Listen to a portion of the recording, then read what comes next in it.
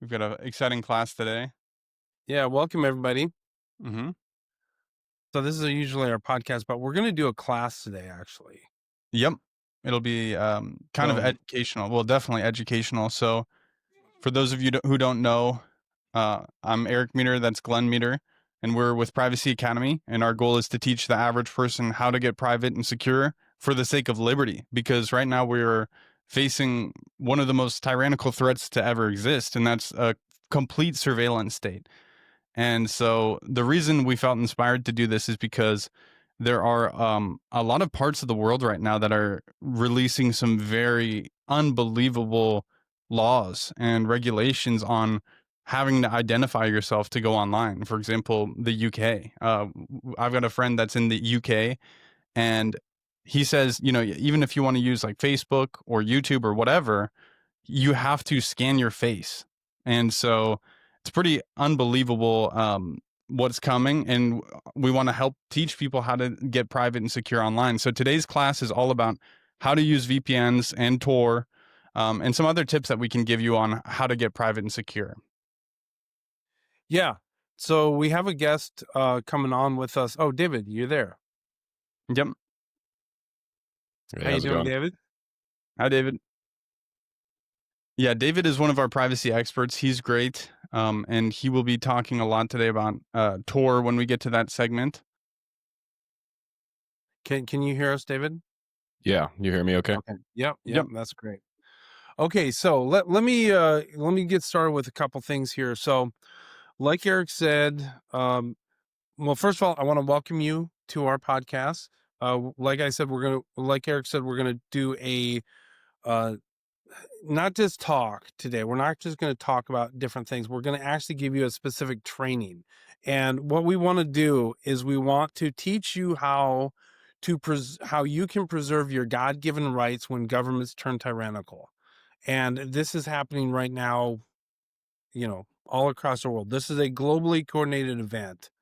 And so I think it's very, very important to do this. And I've been talking, and we have been talking for a long time, many years, about the globalist plans and how they're using technology and surveillance to crush our liberties. And the world that they want to create is very dystopian. I don't think people understand the world they want to create is very, very dark. And they are moving, they've all got all the pieces together, and, part of this is the digital ID, the online child safety acts, all of those things, where they're going to be, they want you to not have privacy. They want total surveillance on you. And that what they're doing with that is there's a whole bunch of things coming together with that. They're working with big tech, Apple, Microsoft, Google, all the big tech players to build this into devices. They're building this into websites. They're remaking the website. They're remaking the internet to actually require logins and or digital ID that will follow you around so that you cannot get anonymous. You have to be. They want to surveil you. Total surveillance. And so this is what they're doing. They've already built this infrastructure. Now they've just got to figure out how to implement it in a way that we're not going to revolt. And so they're doing this very quickly. They're doing this very deceptively. They're doing it in the child safety bills, the child online safety bills that are, they're designed to protect kids against online porn. That's a very, they do these things that it's very hard to argue against that. How can you argue against that? Oh yeah, Um, that's the thing that I always talk about is the people who are pushing this, they're not stupid. They no, are not very at all. smart in how they're doing this. They know exactly how to position these things. And right away, if we disagree with it, if we disagree and say I'm against the Child Safety Act, it's like you look like a bad person. How could you be against it? Well, it's a backdoor. I mean, it's not the real reason that they're doing this, and it's not as simple as just the name of the bill. The regulation is not that simple, and it really comes down to a power grab. Yeah. And, they're, like I said, they're creating this world. They have the infrastructure in place. Now they're just trying to roll it out, and they're moving very fast. It's actually pretty shocking how fast they're moving. I don't know, shocking. If you knew it was coming, you knew it was coming, but they are rolling it out really fast.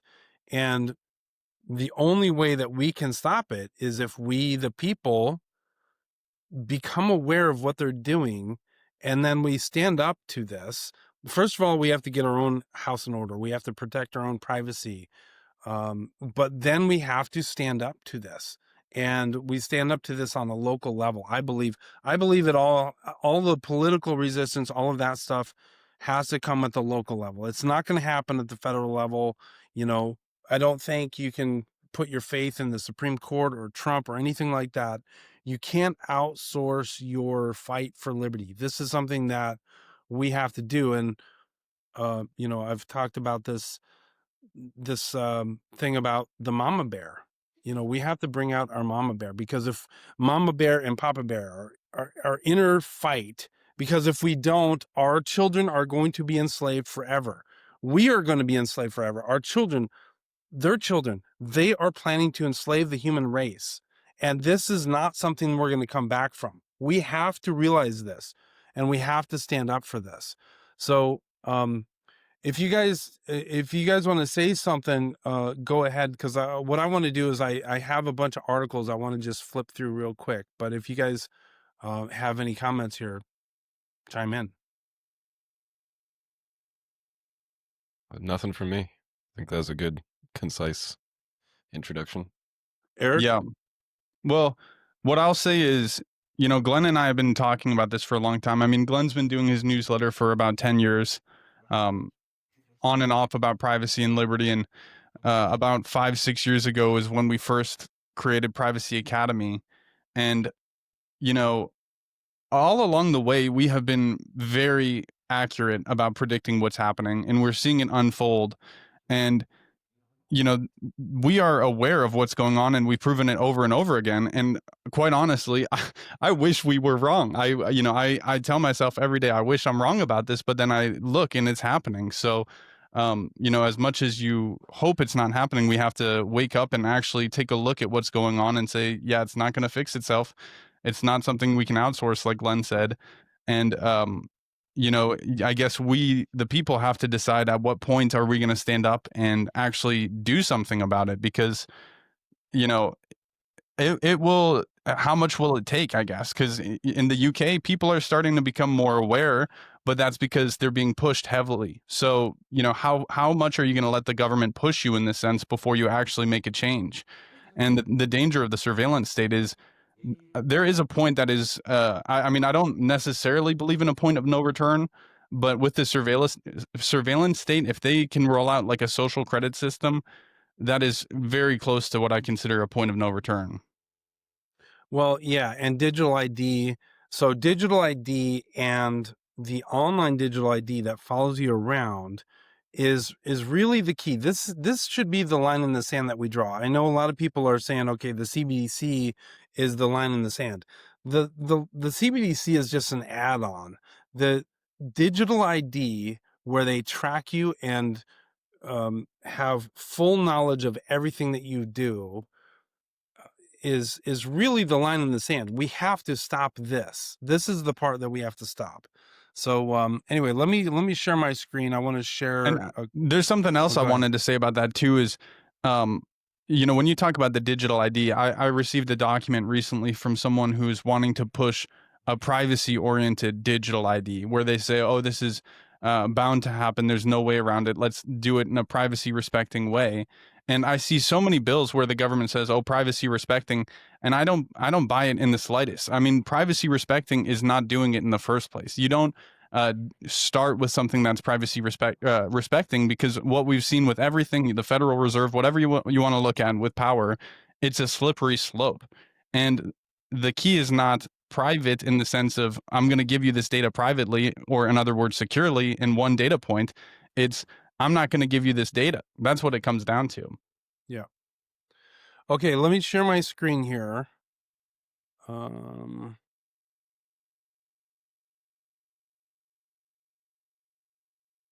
Okay, so I hope this is allowing me to do this. I'm on my Mac today because I want to, I figure most people are going to be on Macs. So I want to give you the best solution when it comes to VPNs and stuff like that. Okay, so this is The Guardian. Can you see this, Eric? Uh-huh. Okay, so the UK's Online Safety Act is a license for censorship, and the rest of the world is following. I'm not a fan of Taylor Lorenz, but um, this is right. What she's saying is right, and this is a very bad thing. Okay, so now the next thing, Online Safety Act has nothing to do with child safety and everything to do with censorship. Absolutely, and what Eric was saying is, the way the globalists are rolling this out is they're trying, this is all happening around the world at the same time, but they're doing it in different ways in different places. And they're trying different things in different places. And it's all going to come together in one thing eventually. But every country has its own ways that they're going to try things. And they're pushing this really hard in the UK right now. So, yeah, okay. So, latest government gift to big tech and corporate power. I think it's more than that, but okay. The age verification bill tracker. I think this is very important. So we can look at the gray states are the ones that have already passed these types of bills. The red states is one, so they're pending right now. Green is where it has failed. And the dark ones is where they passed it actually in 2025. So, and by the way, it will. So it's not like, okay, this is passed, it's done. They will keep adding more and more to these bills. So we Yeah, do have to exactly. keep track of this. So basically, what they're doing is, this is a globally coordinated event. They're doing this in Australia, in New Zealand, Canada, UK, every country in Europe. Um, they're doing it on a national level in the US, on a state level. They're passing these laws like crazy. Now, so it starts off with, okay, this is a protect the children from online porn, right? And who can argue against that? But then it quickly creeps into other stuff. Australians will soon need their age checked to log into online search tools. Okay, so this one, YouTube rolls out age estimation tech to identify US teens and apply additional protections. So it's going to be built into YouTube. Texas can require porn websites to verify users' ages, Supreme Court rules. Okay, so the Supreme Court's not going to stop this. And now, if we look at the next one here, Texas requires Apple and Google to verify ages for app downloads. So they present it as they're going to do it. Oh, this is a great way to stop kids from seeing porn. That's not what they're doing. That's not what this is about. This is about a digital ID that is online, that will surveil you. They want total surveillance. They don't want you to slip out of their grasp at all. That's what it's about. This is okay. So this is another one. YouTube is going to start trying to block VPNs, but then there's going to be a battle between the VPNs and YouTube, and there's back and forth battle that will happen. Age verification laws send VPN use soaring and threaten the open internet. And they show this, this woman here, but that's not what VPN is about. The VPN, a VPN is something that we're going to be talking about here in a little bit, but VPNs are a tool that have been used by people all around the world for a long time to bypass government censorship and illegal laws. I mean, this is one thing that I think we have to get straight. The government doesn't define what is legal or not. There are natural laws in place, God-given rights, and when the government violates those God-given rights, those laws are illegal. And so, this is my view. We have to stand up for our liberty, and it starts with, we have to recognize our rights come from God. The state does not have the authority to to restrict our God-given rights. They do not have the authority to do so. And we recognize that in the US. A lot of other countries, they're not as far along as we are with this. But this is something definitely in the US that we recognize. This is just this is kind of off topic here, but I just want to show you that a lot of the stuff that we've been talking about is coming true. Why states are quietly moving to restrict how much you drive. And this is the social credit system. They're building this tech into electric cars. You will have a carbon credit score.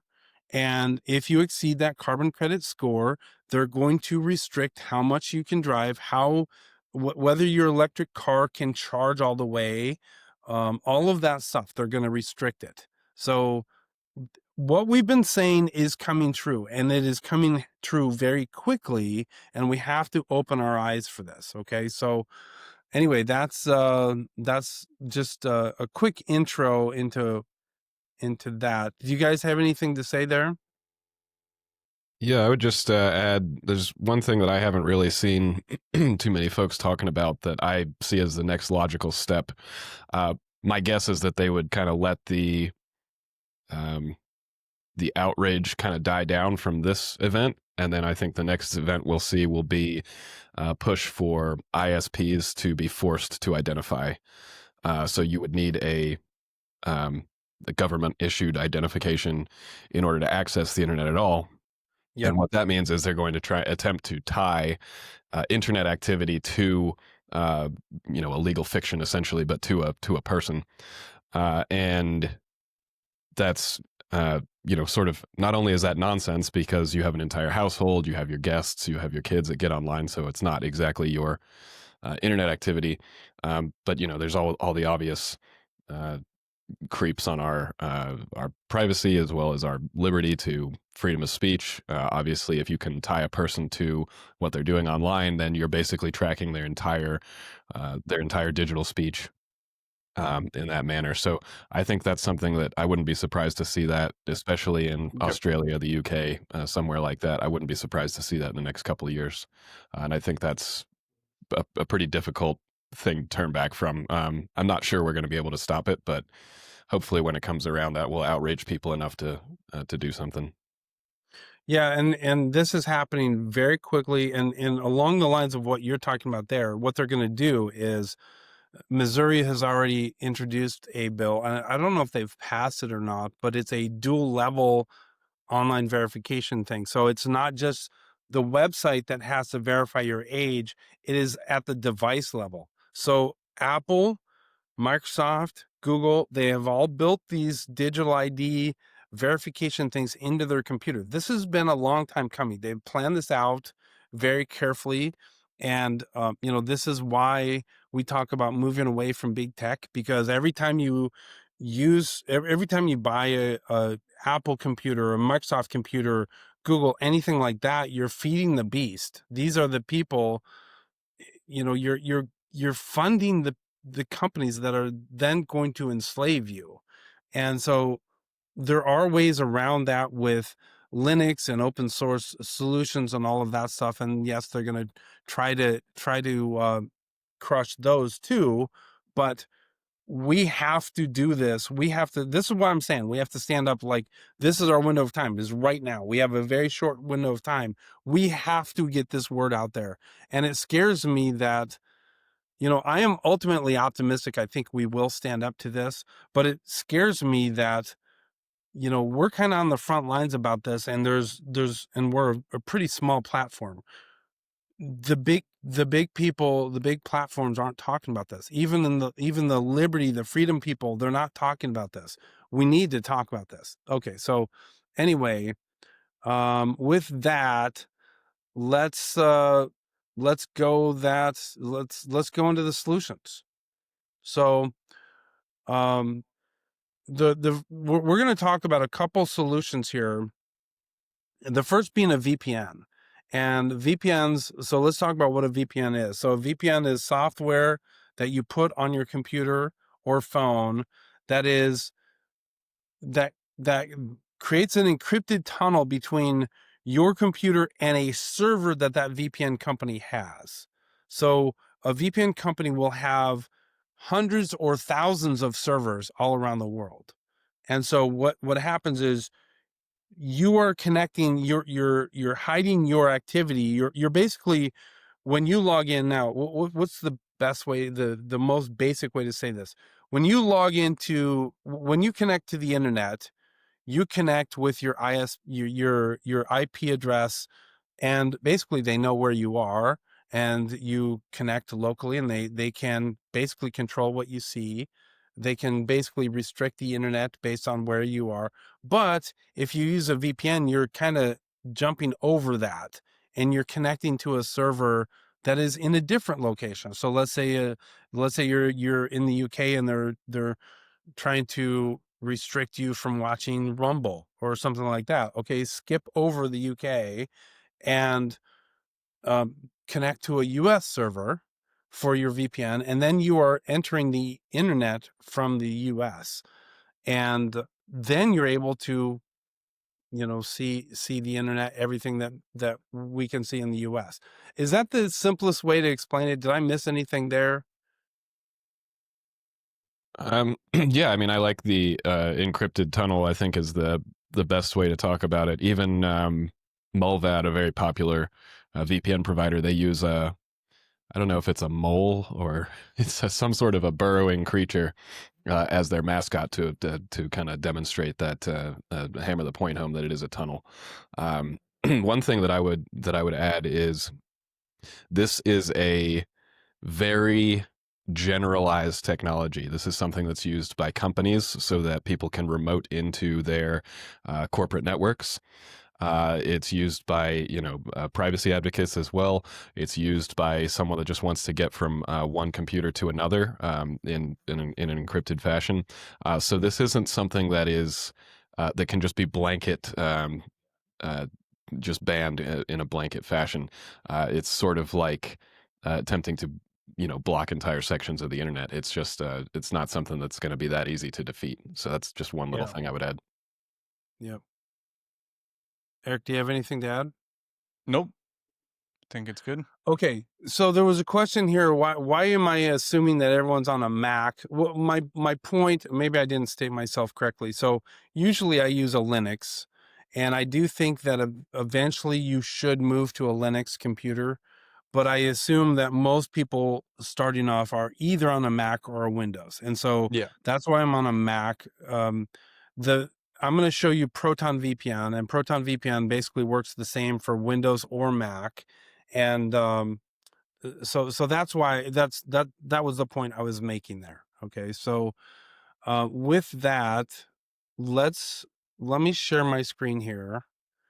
First of all, let me just make a statement here about what VPNs do we recommend. So there are hundreds of VPNs out there, and the thing is, you need to know you need to use a VPN that you can trust, because these VPNs can be honeypots. They can be, who knows who's running these VPNs, and how they are, are they collecting your data or whatever? So you need to have VPNs that are open source, that are audited, that are, really put under the microscope with security researchers and privacy advocates, and they've been challenged by the police, and we can see what information they're, or how do they interact with the police. Anyway, there's a lot of different variables there. So there are three that we recommend. So there's Proton VPN, there's Mulvad VPN, and then there is iVPN. Those are the only three that we recommend. I think those are the best. And so what I'm going to do is I'm going to show you Proton VPN right now. So, all right. All right. So this is, if you go to Proton VPN right now, this is what you will see. And so you just come here and you just click on this Get Proton VPN button right in the middle. Then you will come to this page here. And I do not recommend the free version. because they will throttle your speed, and we pay a lot of money to get the speed that we get, right? So what you want to get is you want to get the paid version, which is you can just get the VPN if you want to, or you can get the Proton Unlimited, which gives you other Proton stuff as well, Proton Mail, Proton Password, that type of thing. So choose which one you want here, and then you're going to choose, okay, I want to pay by the month, I want to pay by the year, I want to pay every 2 years, whatever. However you want to do that, that's fine. Then you're going to, let's say you want to click this, and then you're going to create your account. So you're going to create your account, you're going to go through and you're going to pay for it. And this is important. You do want to, you definitely don't want to use a VPN that you don't have to pay for. You have to use one that you're paying for, because that's how they're making money. Otherwise, they might be selling your data or whatever to make money on you. So when you're talking privacy, you basically have to pay for the service, right? So then once you get that, what you want to do is you want to basically, so you're going to start your account, then you're going to download and install the VPN. And then once you install it, it just runs. Just let it run in the background and do its thing, right? Now, there is, okay, so let me see here. I want to hide that. I want to open up. So let's open up Proton VPN. So I don't know if you guys can see this. It's a little bit small, but it's this is kind of the thing that you want to have for your VPN. You will also get this little icon at the top here, or it might be at the bottom for you, but it's this little icon for Proton VPN, and you can click on that, and then there's a quick access thing there. And actually, so if I want to, I can just, you can see any of these flags, these are countries, and they have, so basically Proton VPN, like I said, you can choose to connect to any server in any country. And so you can just click on one of these, and I have to prevent myself from doing so, because if I do so, I'm going to lose you. So I'm not going to do that right now. So you can pretend that you're in Singapore or wherever you want to do. If you can, so here's China, or here's the US. So you can just click on the US. Now, what I want to do instead of this little quick menu here, I want to go to this actual menu. And I want to scroll down because so let me just explain how I got here. So if I go here and then I say show Proton VPN, so I can go open that, and then I can scroll down and I can see all of these countries. And then if I just click on this little down button, it shows me all the different servers that are in, this is Denmark. So you can see they have at least, it looks like at least 100 servers in Denmark alone. So where was that? Okay, so I'm going to close that, and I'm going to scroll down, and I can see US. And so you can see I'm connected to the US. So if I expand this, there are probably thousands of servers that I can connect to in the US. Let's just scroll through here. And this is kind of handy. You can see, okay, green means that these servers are not being overloaded. And then I think there were some red ones, which mean they're kind of overloaded right now. But so this is Los Angeles, and I can just keep scrolling. I can just Denver, Washington, Miami, Atlanta. So you can see there's a ton of servers in the US, right? So anyway, what I want to do is, let me close this up here.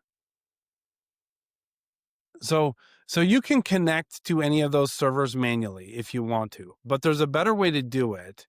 And that is, I can create a profile. And so this is really handy. Are you still there, Glenn? What's that?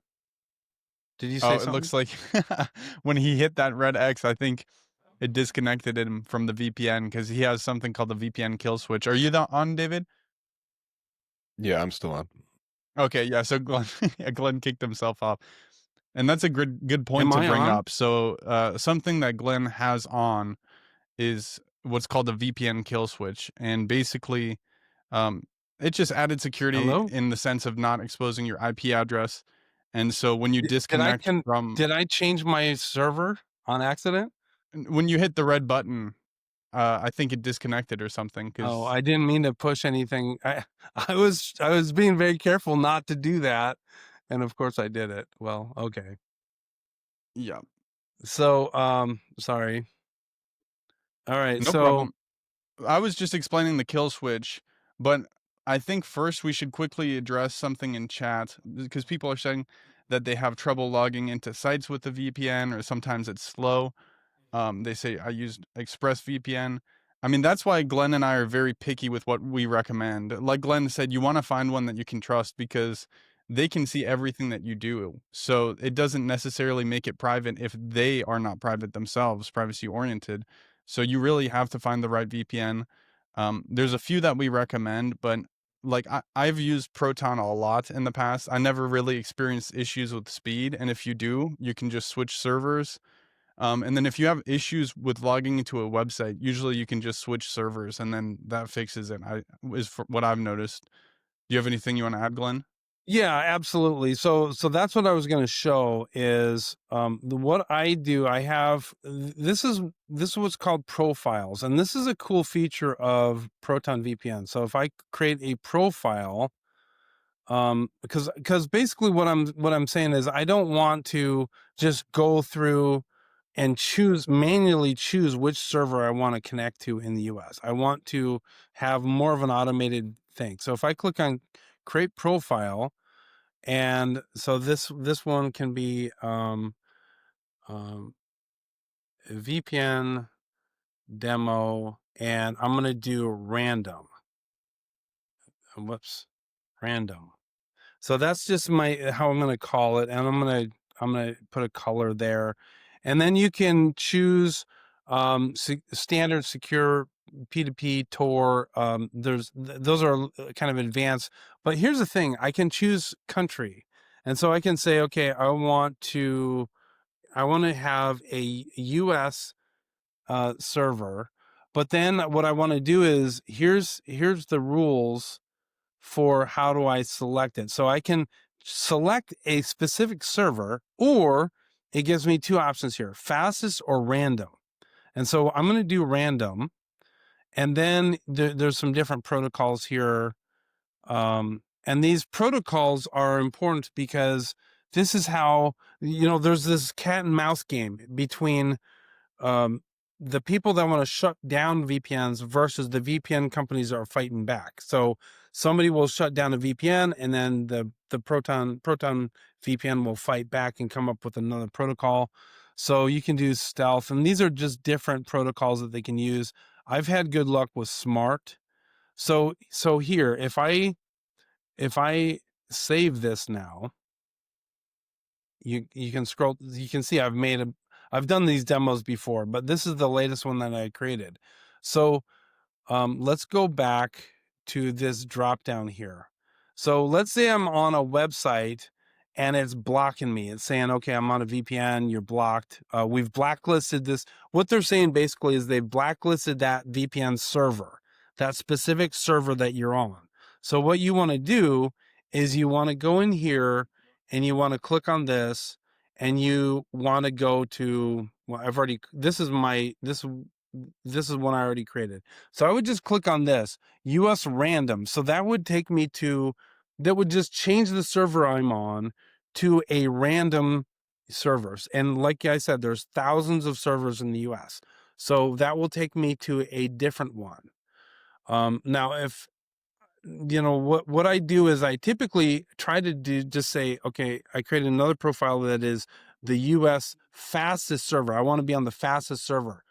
And I will use that as my default unless I hit a website that's not letting me in. And then if I find a website that's not letting me in, that means that they have blacklisted this server. this Proton VPN server. So then I will go back here and I would just click on this. And let's say I have a problem with that server. Then I would just come and click this again and I would try another server. I would just, this is going to randomly select servers. So my solution to getting around if a company blocks a server, a VPN server, is just, I'm going to go click on this profile, US random, and choose a different server to connect to. So, and by the way, you can, like I said, you can, when you make these profiles, you're in Britain, you just say, okay, I'm going to create a US profile, and you can just show up in the US. So anyway, I hope that is clear. Is there anything else I need to talk about on the VPN side, do you think? I wouldn't say this as far as a VPN, but earlier I saw people saying, "Oh, I needed to add my date of birth to access this website." And what I would say to that is, when people ask for your information, just lie. I mean, they don't need to know this stuff. Just lie to them. And that's my go-to method. If I'm in a store and they're like, "No, you need to join the loyalty program," or whatever, which is ridiculous. But if they do, I just write down, "Oh, I'm George Washington," and you can email me at, just some random email. So, um, we have to understand that lying doesn't mean it's unethical if they are trying to unethically take your information from you. So you need to protect it in that sense too.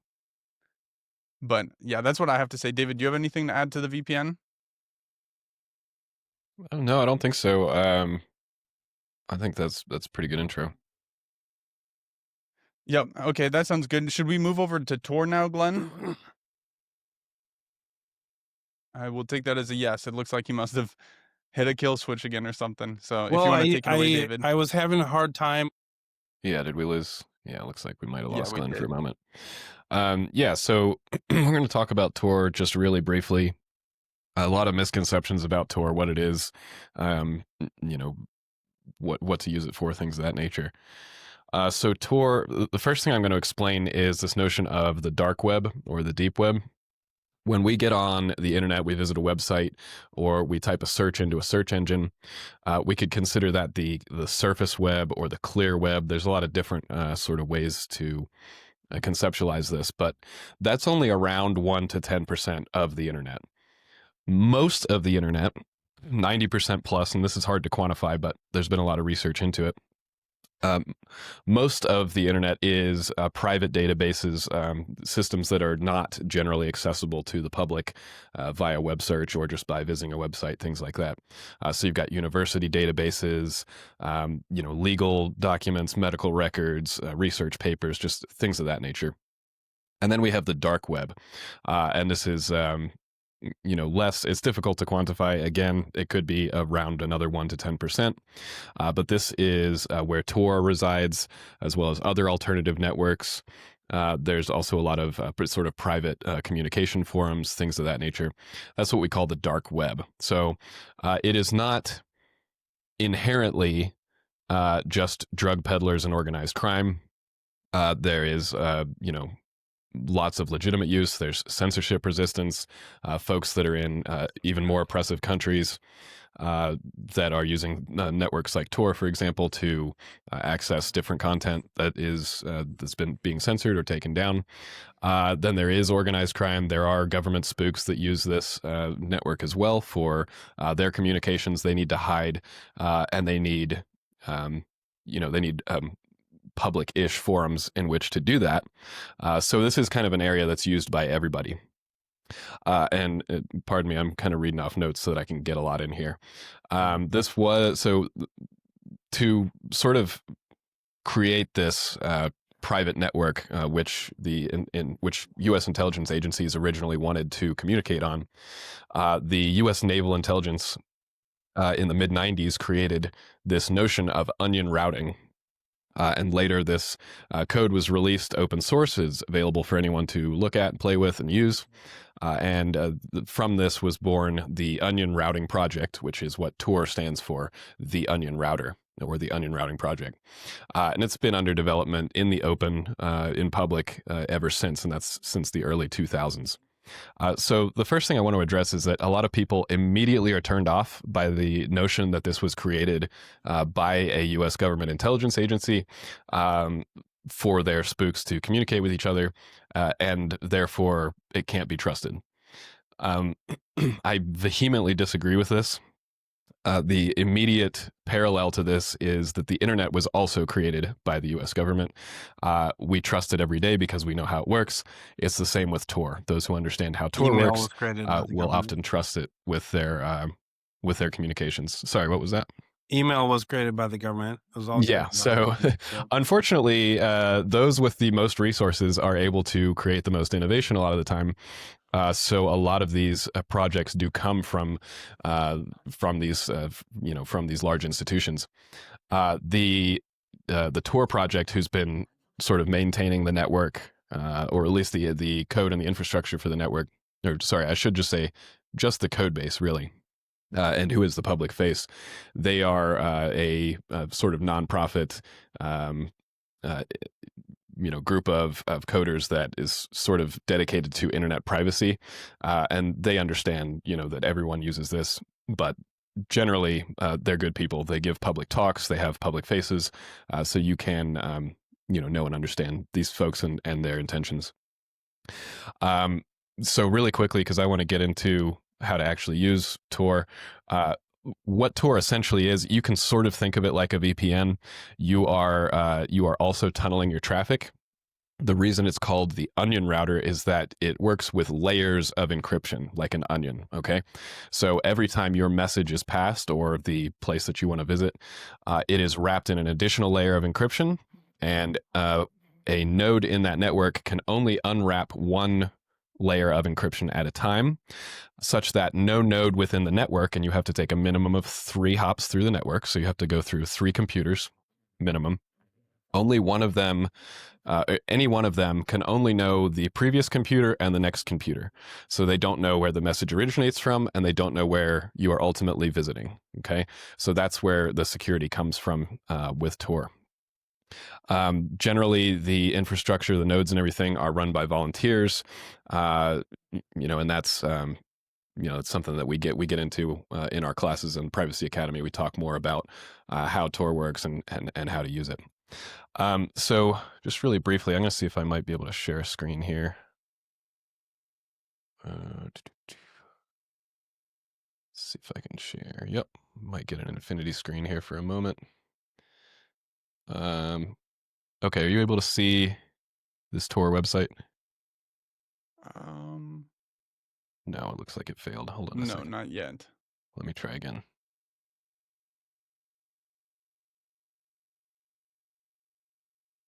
Share.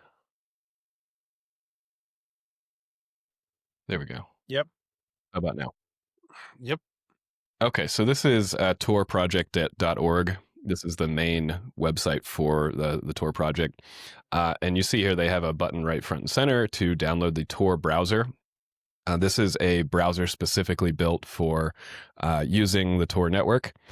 So the biggest difference between Tor and using the regular clear web is that addressing is not the same. Okay, so for example, this website, torproject.org, is a ClearNet website. But if we were to want to visit them over their Onion site, which I'm not sure where they put it, it should be on here somewhere. But an Onion address is a very long string of random characters, and it's known as a public key. So instead of DNS, which allows these human readable names, Tor uses these public private keys in order to visit websites. So for example, I know for a fact, are you still able to see this new tab that I just opened? So I know for a fact that Mulvad publishes their Onion site right down here. So if we were to click this, it's going to open. It's going to not be able to open because it doesn't know what this public key .onion is. It doesn't know what that is. And so what you would have to do is you could either use the Tor browser, which is specifically built for using Tor. It's a fork of Firefox. Or since I'm in Brave here, just to show you very quickly, up in the top right here, it actually recognizes this .onion, and so it puts up this little onion icon. And if I click on that, did that take you over to the new We window do that not loaded? see. Okay, We do let not see me anything. share that screen then. Change my share over to the. So what that did is that opened a new Brave window, which is specifically for Tor websites. And so you'll see now that it is connecting to the Tor network here in the top left. Usually this is pretty quick. It looks like it's going a little bit slow today. There could be a lot of traffic for some reason. But what it will do is it will load up this this Onion site through the Tor network, which is going to be a lot more resistant to censorship than our regular clear web websites would be. So I'm not sure why that's taking so long there. Usually it's pretty quick. Let's see if I can try it again here. Oops.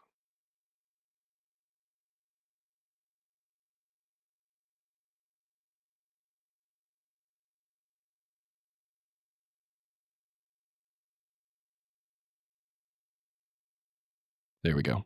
So it did establish a circuit there, and now it will, now that it is connected to the Tor network, it will visit the Mulvad website. So this is the mulvad.onion website.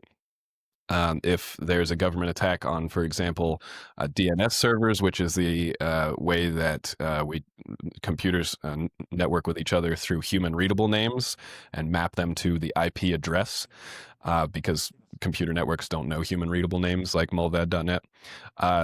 If there was an attack on that system by a state entity, for example, this Onion website would still be available. You would be able to, for example, sign up for an account and get yourself a Mulvad VPN connection here through the Onion website.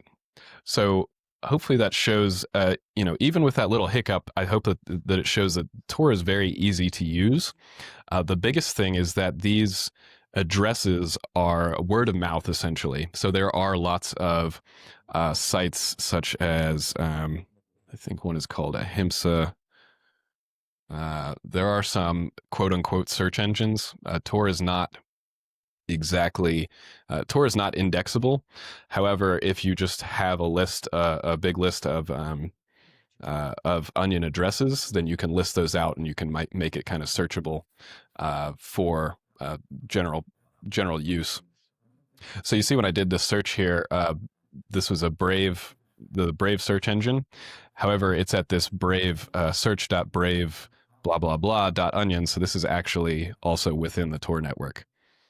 Now this Ahimsa or Ahemia, sorry, I got the term wrong. Ahimsa is a philosophy. This is hosted on the ClearNet, but you can also reach them here. They have their online service.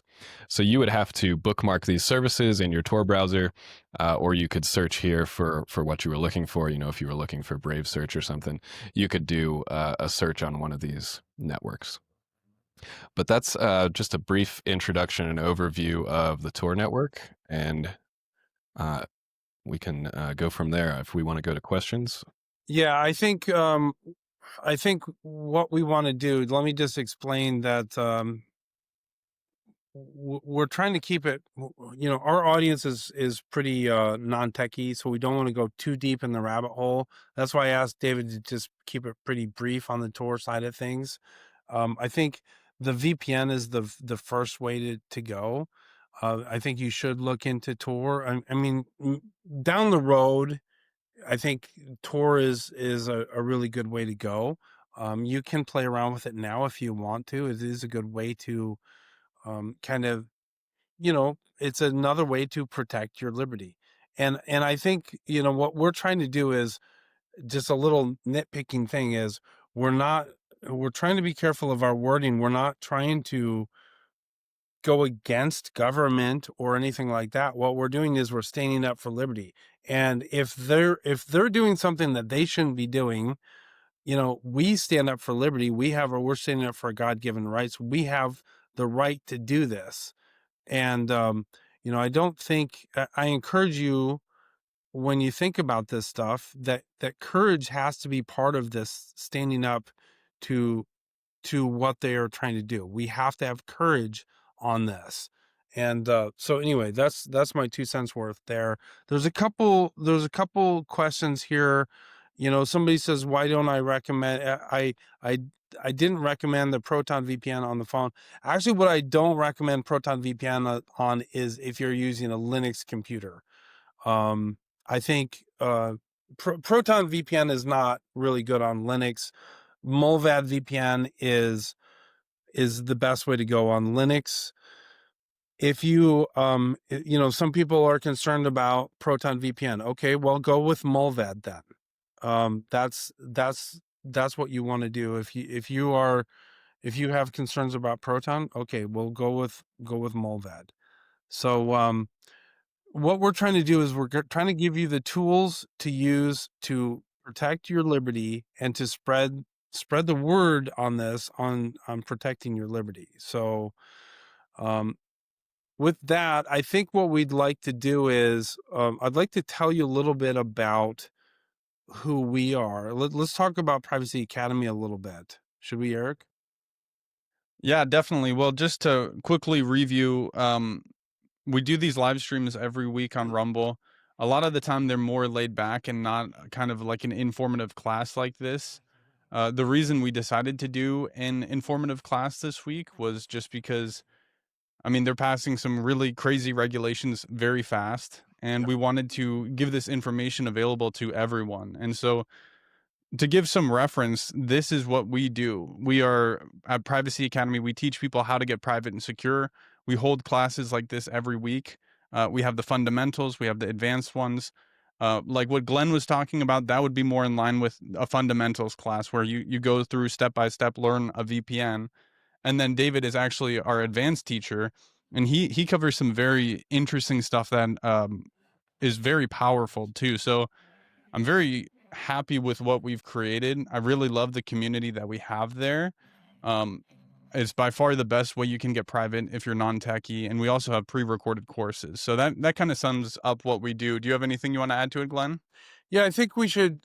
I'd like to just talk about how we came to be. Eric mentioned before that I had a newsletter. I've been doing a newsletter for many years. I talk about liberty. I started talking about privacy about, I don't know, 7-8 years ago. People really loved it.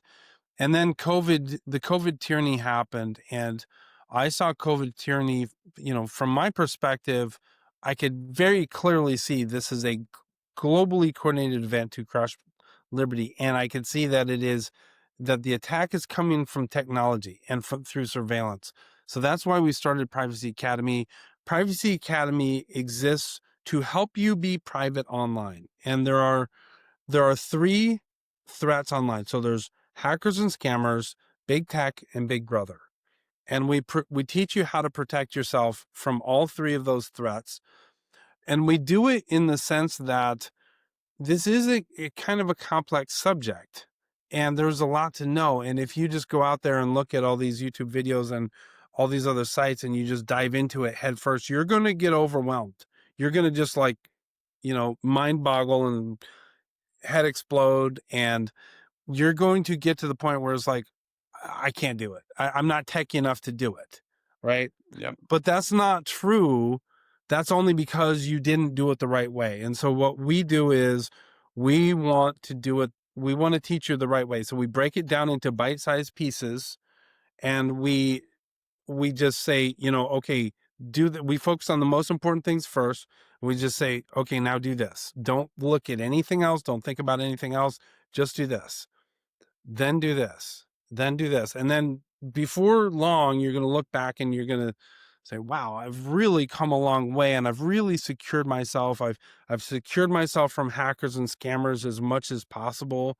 I've protected myself from online surveillance as much as possible. I'm using some fantastic tools.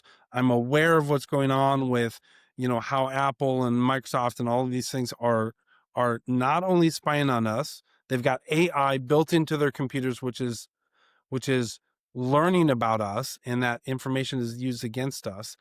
And they're building these tools for for digital ID, all of that stuff to lock us down and enslave us. And so anyway, you're going to learn how to do that. And what I was hoping to do real quick is show you.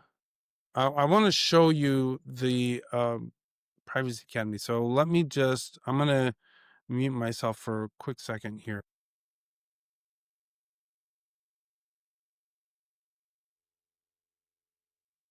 Yeah, and while Glenn's doing this, if you could write in the chat what you liked about this class and also any questions that you have, that'd be great. Okay, Thistlebud says, my first time attending, love it. I'm an antique former techie from the 60s, was red pilled in the late 60s. Who is they? And two, are there ready-made Linux machines available on the mark? Well, first of all, who is they? I mean, that is a hard question to answer. I mean, the head of the serpent, I mean, you can't really define that, but like Glenn said, this is a coordinated attack that's happening all over the world. And I mean, if you look, I mean, I can't put a specific name on it, but they're globalists. They're people that want to basically enslave humanity. So, I mean, I mean, people there have are mentioned the faces. WEF. What? There are faces that we can point to. I mean, Tony Blair is a big one in it. John Yeah. Kerry. You can. The World Economic Forum is a big part of this, but there's a lot of people behind the scenes on this. I think this is to a large extent being run by the UN and by the central banks, the Federal Reserve, all of that stuff. It's we really don't know, but we can see the effects. We can see how they're going about this, and it is real. And you can just put all the pieces together and just see very clearly what they're doing. And we know that they are marching us towards tyranny. So, all right. Yeah, I think And one of my favorite answers to that question is that there's sort of those of us that kind of want to be left alone and live peacefully, and then there's those of us that won't leave those people alone, and that's who I would call they. Yeah. Yeah, they also have names and addresses. Trilateral Commission, Chatham House, Tavistock Institute. These are institutions that everything pushes down from them through media, through government. So there are names and addresses, but just generally, it's people that don't want to leave you alone and would prefer to exert their control over you. Larry Yep. Fink, who is the CEO of BlackRock, which is the largest mutual fund in the world, trillions and trillions of dollars, exerts tremendous control, has now taken over for Klaus Schwab with the World Economic Forum. Very, very, in my opinion, very dangerous guy. I think he is the epitome of a pure psychopath, actually. And he does not give a damn about anybody. He is, anyway, I mean, And then I wanted to touch base on the second part of the question too. Are there ready-made Linux machines available? Yeah, Glenn and I talk about this often. We're going to do a class on this in 2 weeks. And we have an entire course all about moving over to Linux, doing it properly. And so I would recommend going to privacyacademy.com and then joining our newsletter, because that'll be a great class. People always really like that. yeah. So I'll also put a we link in the chat right now. So if you like this class and you want to join our other classes, whether it's the fundamentals, the advanced membership, it covers all of that. You also get access to the top rated courses that we have too, and the community of other freedom loving people. So I'll put that in the chat. You can sign up for 6 months or 12 months and get a nice discount with that. yeah. All right. Now, what I want to do is I want to share my screen real quick, and I want to just introduce Privacy Academy real quick. And Eric, you can share a link, because we're going to actually offer a special offer today. We don't do this very often. I put that in the chat. Okay, yeah. So this is the website. You come to Privacy Academy, and then once you log in, you're going to have access to some different courses. And so we have the fundamentals, we have the master class, private online shopping, and then we have there's going to be grassroots, and we have another course coming very soon. If we just click into the fundamentals, you can see how we take you through some of the most important things first. So we'll take you through hacks and scams. This is what, we've talked a lot about the big brother and big tech in this call today, but the most immediate threat to you is hackers and scammers. So big tech ultimately is the worst, the most serious threat, but the most immediate threat is hackers and scammers. So we go through some things. We go through passwords. Password management is a very very, very important thing that you have to master. You have to master how to do that, what is the right way to do it, what's the right way to manage your passwords, that type of thing. And I will give you an example. Let me just, so we do recommend Bitwarden. I just want to take you here and I want to show you. So if we scroll down to the bottom of the page, so we go to password generator. And I just want to show you what you should be looking for. So when you do a password, you would, this is about the quality of password that you should be looking at. Every website that you have, so if I click regenerate, every time it's a new website. Every single time you go and you have a different account online, that's the quality of password that you should be using. You should not be using just something that you make up, or that has your kid's name in it, your birthday, your birth year, whatever. You can't have any that are related with each other. Every single one should be a very complex password, right? So we will talk you through that.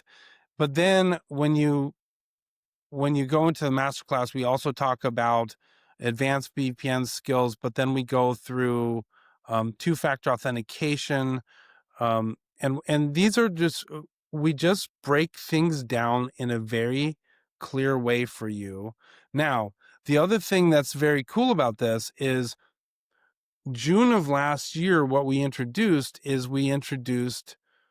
the live training aspect of this. And so David is one of our live training instructors. So every week, David does an advanced class, advanced training. And we recommend people don't attend the advanced training classes until you've finished the fundamentals.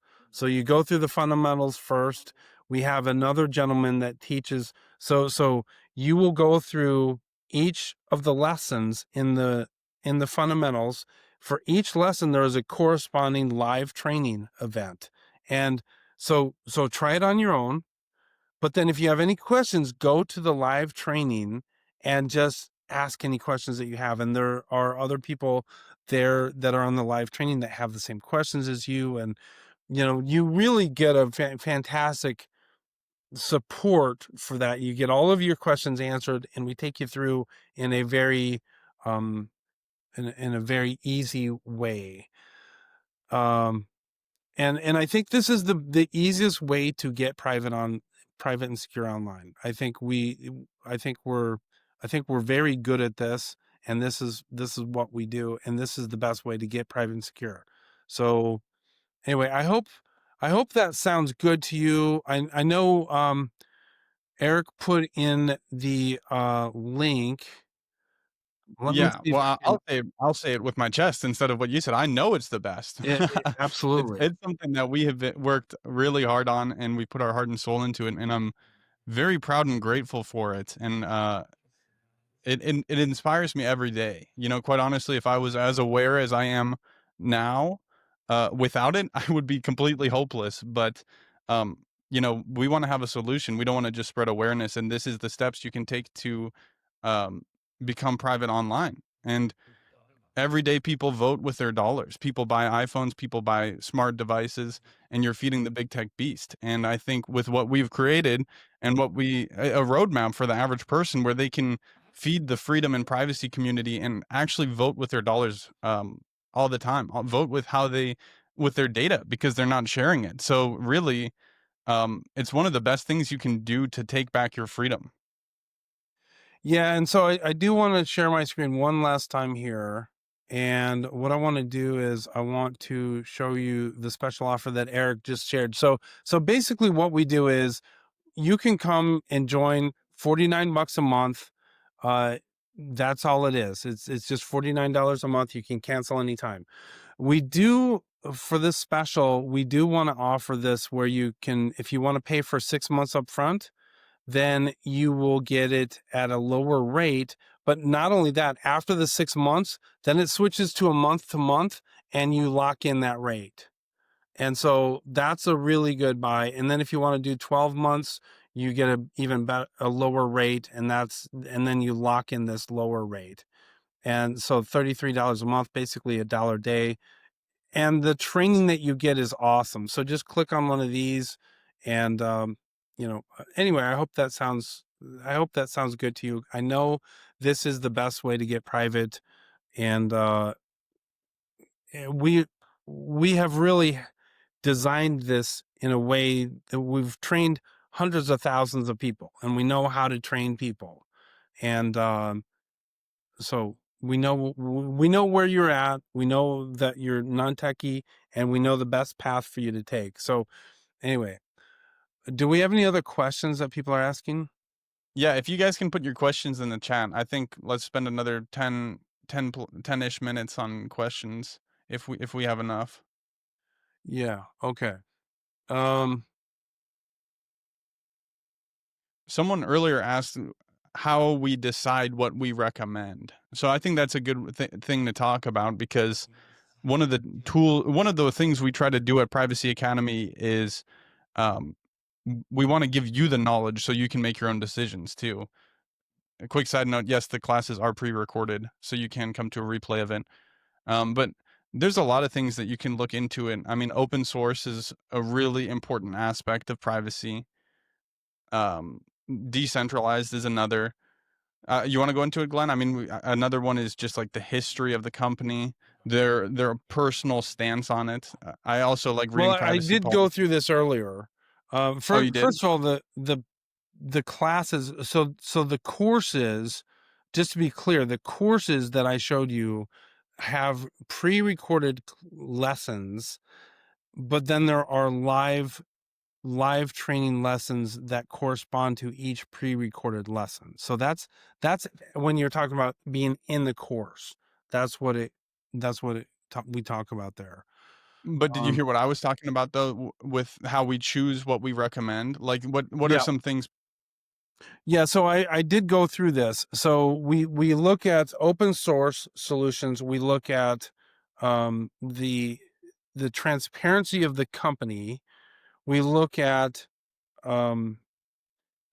what security researchers they've investigated them, they've audited them. There are so specifically when you're talking VPN companies, the VPN companies that we recommend have been challenged in court, and we can see what information they are collecting. They don't collect any information, and so the courts can't collect any information from you when you're using these VPNs. So there are different, there are different criteria that we use, and that's why we only recommend those 3 VPNs. There are hundreds of VPNs out there, but ownership changes. It's an ever changing environment there. And am I sharing my screen still? I don't think I am. Am I? No. Okay. So let me give you an example. Private internet access, PIA. That used to be a good VPN. I used to use it. I used to love it. PIA was sold, or they were purchased by another company. Who was this other company? It was a marketing company. A marketing company has the exact opposite goal from a VPN company. So a VPN company wants to keep your information private and hidden. A marketing company wants to get every little piece of information about you. They say, oh, well, don't worry about that. We're still going to keep it private and all that stuff. I don't trust them. So I don't recommend them anymore. And I'm not saying that they're doing anything bad. I just don't trust them anymore. So there's this kind of stuff happens a lot where you just don't know. There's some funny business that kind of goes on with ownership and all of that stuff. So that's why we keep to the ones that have really been vetted very, very hard. So yeah. There's a question here for you, David. Does Tor reduce connection speeds and block certain connections / websites like VPNs? Is a VPN recommended to be used with Tor? So there's a number of ways that you can use Tor. The way that I recommend is that we learn to use Tor only with what's known as the hidden services or onion sites, which is that .onion with the very long address that I showed. You can visit regular ClearNet websites over the Tor network. However, what you do when you do that, you enter the network and you're basically using it as a VPN. But at the end of your 3-hop minimum, you then exit the network back into the clear internet. And the problem with that is, and you'll hear this a lot from critics, is that most of those what are called exit nodes that come out of the Tor network and into the clear web, a large percentage of those are run by intelligence agencies and are monitored. And it is possible to do what's called timing attacks, which could correlate who is entering the network and then leaving the network at certain times in order to try and figure out their identity. So the main use case for something like that would be that you, for whatever reason, are unable to use a VPN, or you need to access a website and you're in a country that is completely blocking that website. That would be a way to access that from a censorship resistance standpoint. But I recommend that, and in our class when we go into Tor and we do the deep dive and we really learn how to use the tools, I recommend that we just use it within that network where we get all the privacy protection of that layered encryption. So hopefully that answers the question. I can expand if need be. No, I think that's good. There's another question there about the crypto security. We do have, if you go with the 12-month the boot camp mastery boot camp class, which is the 12-month prepaid, then you do get access to our private crypto training also. The specific question they had though, Glenn, was how much protection does a VPN actually give when using Ledger Live app for crypto transactions? It was a little up. If you scroll up a little bit. So that's for Crown Glory? Yeah. How much protection does a VPN actually give when using Ledger Live app for crypto transactions? Are you familiar with that app, David? Yeah, so that's a cryptocurrency wallet. So when you're using a VPN and when you have the VPN connected on your machine, any connections that you make, including desktop applications such as a cryptocurrency wallet, will go through that tunnel. And so you will achieve a higher degree of privacy and security in that. Whereas if you were to connect without the VPN, it would be obvious if your ISP were looking, not saying that they are, but if they wanted to look at your traffic, or if, for example, they're storing all your traffic, which is very possible for later analysis and profiling and so on, it would be obvious that you were making a connection from your internet connection to the ledger.com service.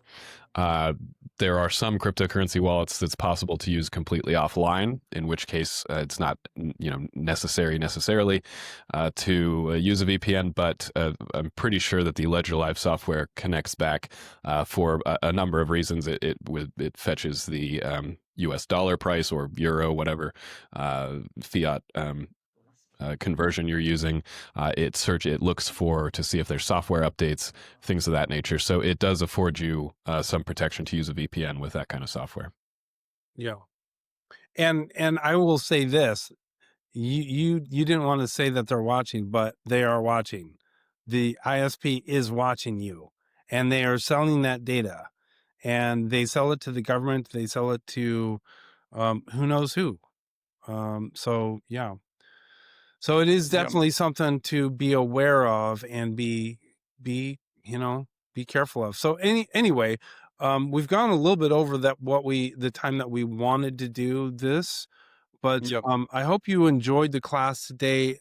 Please share it with everybody that you know, especially people that are in these countries, such as the UK, such as um, even in the US, where this stuff it's a global event, so we all need to know. And so please share this. We really need to get people educated on this topic. We do this business because of privacy, because of liberty. Yeah. There's a purpose behind what we do, and we really hope that you will help us.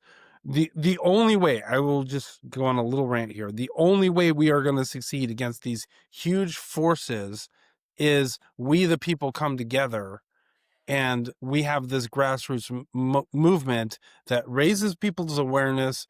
We get our own house in order, we share it with other people, and then we can, I recommend that we look at standing up on a local level, and the local governments, the state governments and local governments can protect our liberty from the encroachment by federal and international governments.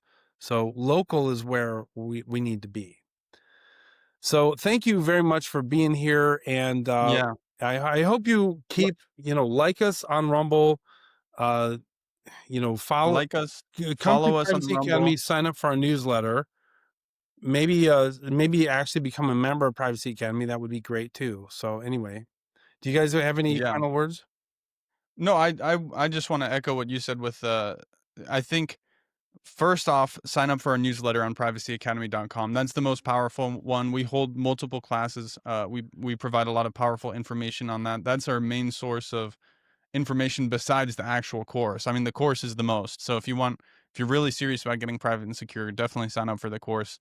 Then, like Glenn said, also follow us on Rumble. We do this every week, and share it. Like Glenn said, this is how we have to get the message out there. So Yep. I really appreciate everyone showing up. You guys have been awesome. And thank you very much also for joining us, David. Do you want to say anything?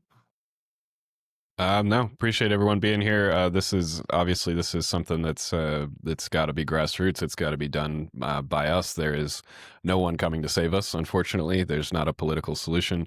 We're gonna have to do this ourselves. So really appreciate you guys for taking the time to be here. Yeah. There's no political savior that's going to come to our rescue. There's no Supreme Court's not going to come to our rescue. If we, the people, don't stand up and fix this ourselves, it's not happening. So that's really our message. And you should find peace in that, because why would you want someone to save you when you can save yourself? Yeah. It sounded like some Tony Robinson, like cheesy motivational speech, but it's true. Yeah. Save All right. yourself. Okay, thanks everyone. Thank you. All right, bye.